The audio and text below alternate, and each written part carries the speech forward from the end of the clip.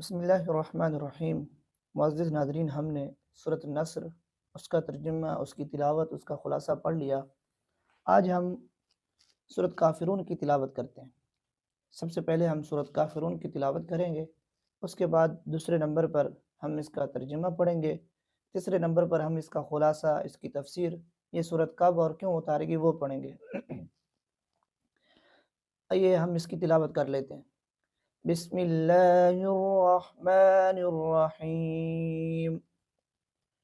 قل یا ایہا الکافرون۔ اب اس آیت میں آپ غور سے دیکھیں، اگر آپ تجوید والا قرآن لیں جو عام طور پر مارکیٹ سے مل جاتے ہیں تو وہاں کچھ حروف کے رنگ مختلف ہوتے ہیں۔ اب یہاں دیکھیں، اس کا کلر گرین ہے، قل کاف کا، یہاں را کا بھی گرین ہے۔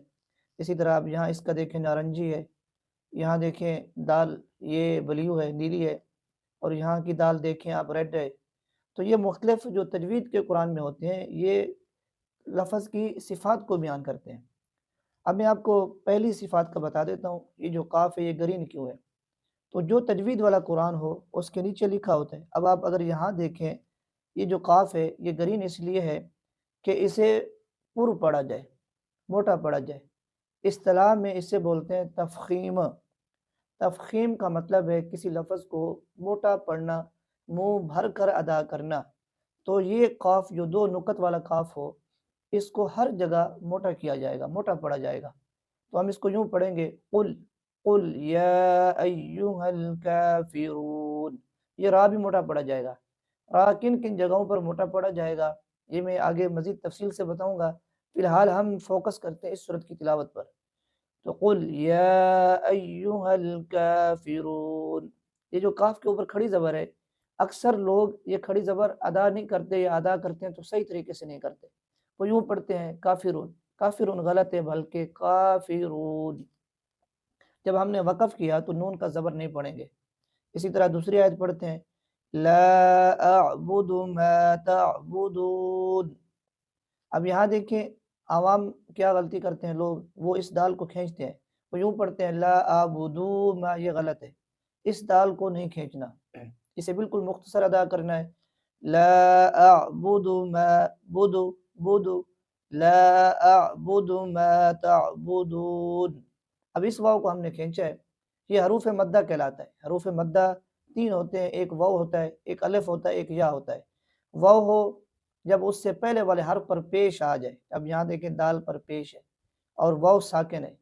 جب واو اس طرح آ جائے کہ وہ خود ساکن ہو اور اس سے پہلے والے حرف پر پیش آئے تو اسے مدہ، یعنی اسے لمبا پڑھا جاتا ہے، لا اعبد ما تعبدون۔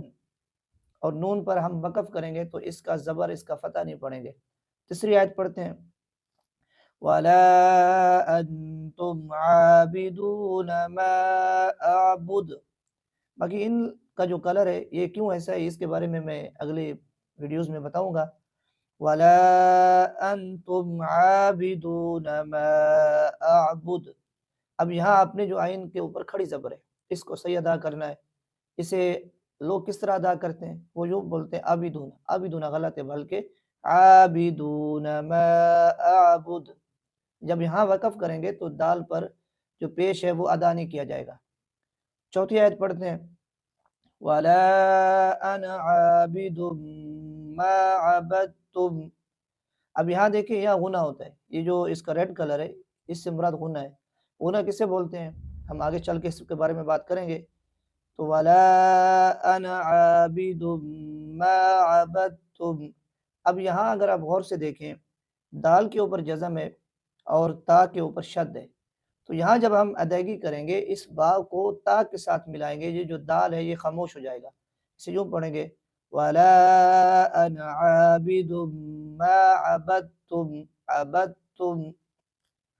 پانچویں آیت پڑھتے ہیں، وَلَا أَنْتُمْ عَابِدُونَ مَا أَعْبُدُ مَا أَعْبُدُ لَكُمْ دِينُكُمْ وَلِيَ دِينِ۔ تلاوت کا حسن یہ ہے کہ ہر لفظ کو اس کے مطابق پڑھا جائے، نہ زیادہ، جس کو کھینچنا اسے کھینچا جائے اور جسے نہ کھینچنا اسے نہ کھینچا جائے۔ اور ہمارے معاشرے میں زیادہ تر غلطیاں اسی بات کی ہوتی ہیں جس لفظ کو نہیں کھینچنا ہوتا اسے کھینچا جاتا ہے، اور جسے کھینچنا ہوتا ہے اسے نہیں کھینچا جاتا۔ تو یہ سورۃ کافرون کی تلاوت تھی۔